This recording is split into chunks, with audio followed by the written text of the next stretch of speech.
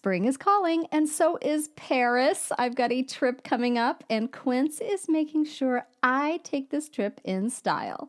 They make first-class quality essentials, but at an economy price tag, and I am so here for that. I've been eyeing this 100% organic cotton knit blazer in black, which is perfect for that effortless, I just woke up like this look in Paris. Quince has sleek luggage, chic tote bags, even washable silk tops, and breezy linen styles that start at just $30. The best part?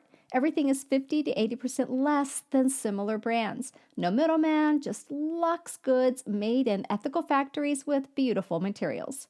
For your next trip, treat yourself to the luxe upgrades you deserve from Quince. Go to quince.com/nursemo for 365-day returns plus free shipping on your order. That's QUINCE.com/nursemo to get free shipping and 365-day returns. Quince.com/nursemo.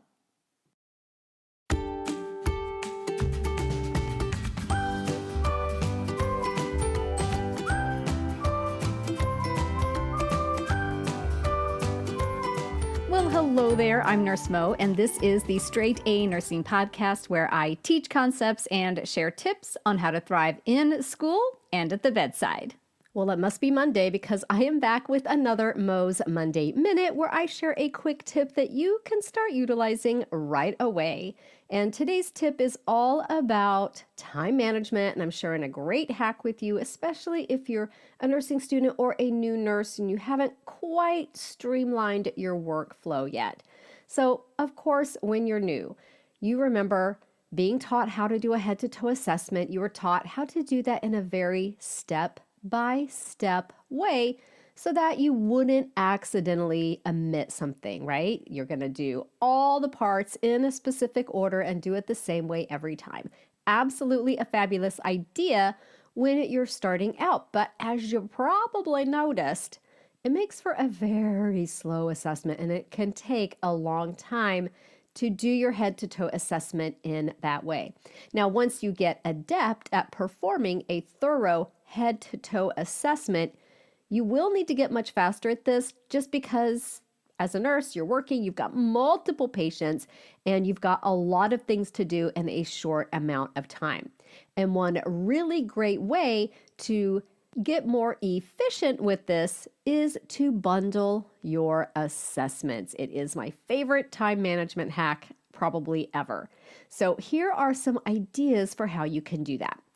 As you greet the patient, you're not only noticing how alert they are, right? Because that's the key thing you want to determine when you greet them. How alert are they? You can also notice if they're confused, depending on how you greet them and what you ask them, and if their speech is slurred, which would be another key component, another thing that you would want to take note of in a patient.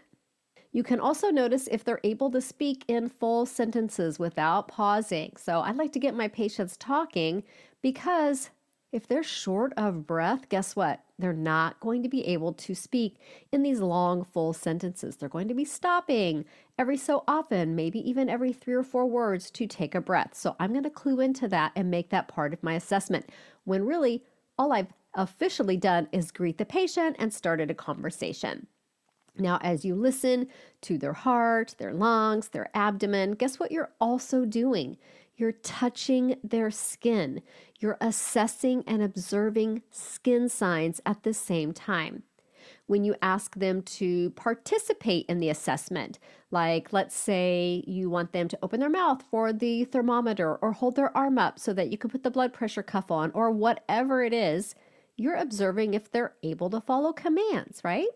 And as you listen to the lung sounds on the posterior, guess what? You can also take that time to look at the skin on their back as well.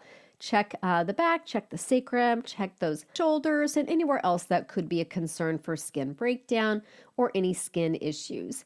So those are just some quick ideas for ways you can bundle things together into your head-to-toe assessment so that you can get through it a lot faster. So maybe there's some other things that you could bundle together. Maybe be thinking about this as you're continuing to practice this skill.